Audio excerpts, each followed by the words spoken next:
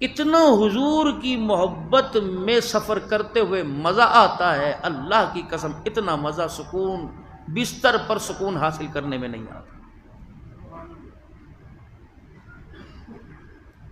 بلال نے ایک جھلک صبح حضرت فرما رہے تھے دیکھی تو مار مار کر درے چمڑے ادھیڑے جا رہے تھے۔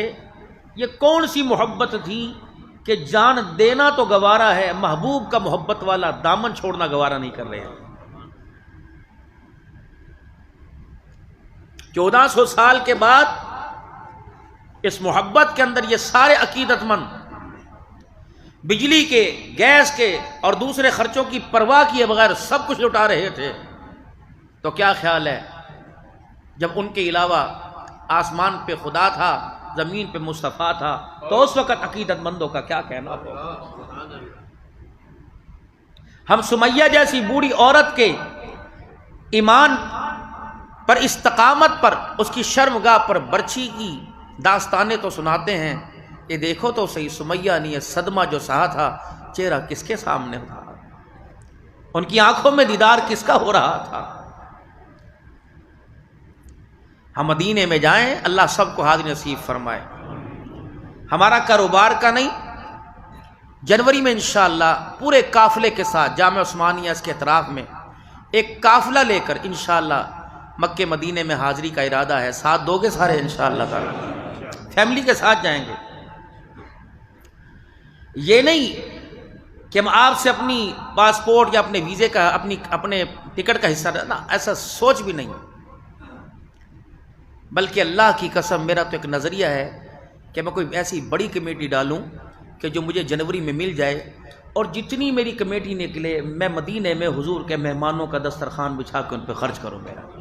انشاءاللہ نیت پہ مراد ہے۔ اگر میں نہ بھی جا سکا مجھے اس کا اجر مل گیا انشاءاللہ۔ اور آپ بھی آج گھر جا کر میاں بیوی مشورہ کر کے روزانہ پیسے جمع کرنے شروع کر دو کہ ہم مدینے میں جا کر حضور کے مہمانوں پہ خرچ کریں گے، بس صلی اللہ علیہ وسلم، اللہ کے مہمانوں کے، اللہ کے گھر کے اندر خرچ کریں گے۔ یہ تو وہ بجٹ ہے، یہ تو وہ انسان کی جمع پونجی ہے جو اس کو دنیا کے اندر بھی اور مرنے کے بعد نہیں ملے گی۔ اور آپ سارے عشاقان مصطفیٰ ہو جنہوں نے حضور پر لٹایا ہے، اللہ نے کبھی ان کے ہاتھ کو خالی نہیں رکھا۔ جنہوں نے نبی کے امتیوں کا احساس کرتے ہوئے حضور کا فرمان پورا کیا، اللہ نے کبھی ان کے دامن کی وسعتوں کو تنگ نہیں کیا۔ کیوں؟ اہل سنت والجماعت کا عقیدہ ہے حضور ہے تو سب کچھ ہے، اگر حضور ہی نہیں، شاہ صاحب کیا فرما رہے تھے، اللہ نے اس زمین آسمان کے بنانے سے پہلے سب سے پہلے اپنا محبوب پیدا کیا ہے میرا۔ تو جو کچھ زمین میں ہو چکا، جو کچھ ہوگا قیامت کی صبح تک، یہ سارا حضور کا صدقہ ہے میرا۔ گزشتہ جمعوں میں حضور صلی اللہ علیہ وسلم کی ولادت اور دنیا میں تشریف آوری اور مائی آمنہ کی نبی کے چہرے کے جلوے اور انگلیوں کے اشارے دیکھ کر حیرت زدہ ہونا یہ عرض کیا تھا، پھر نام نامی اسم گرامی جناب محمد مصطفیٰ صلی اللہ علیہ وسلم کا شان جو بیان کیا تھا، آپ کے نام کے اللہ نے کتنی برکتیں رکھی۔ کیا ارشاد نہیں فرمایا مدنی کریم علیہ السلام نے کہ جو میرا نام اپنے نام کے ساتھ جوڑے گا، اگر وہ تمہاری محفل کے اندر آ جائے، اگر جگہ نہ ہو بیٹھنے کی تو اٹھ کے اسے بیٹھنے کی جگہ دینا، اگر وہ تمہیں کوئی مشورہ دے تو اس کا مشورہ ماننا، اگر وہ کسی بات میں کوئی بات کرے تو اس کی بات کا ادب رکھنا، کیونکہ اس نے اپنے نام کے ساتھ میں محمد کا نام جوڑا ہوا ہے۔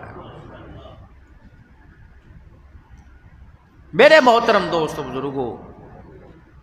اللہ جل شانہ اما نوالہ نے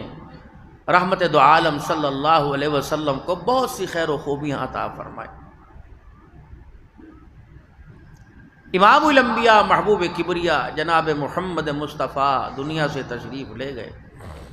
حضرت طفیل دوسی رضی اللہ تعالی عنہ جو حضور علیہ السلام کی وفات آپ کے وصال کے بعد 100 سال زندہ رہے،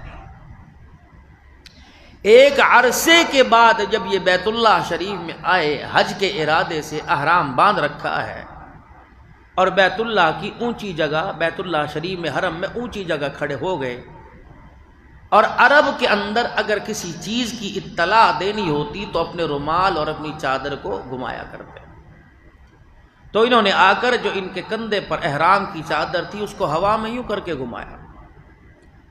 اور سارے کے سارے اہل عرب کو، اہل مکہ کو اپنی طرف مخاطب کیا، اور مخاطب کر کے فرمایا او لوگو میرے قریب آؤ،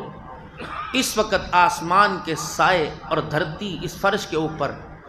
میں رسول اللہ صلی اللہ علیہ وسلم کا وہ واحد امتی ہوں، واحد صحابی ہوں جس نے مصطفیٰ کا دیدار ان آنکھوں سے کیا ہے، میرے علاوہ زمین پر اب کوئی نہیں باقی بچا ہے. اب میں جب حرم میں تھا تو بہت سارے احباب، حضرت احرام یوں ہو گیا، حضرت یہ ہو گیا، یوں کر لیں،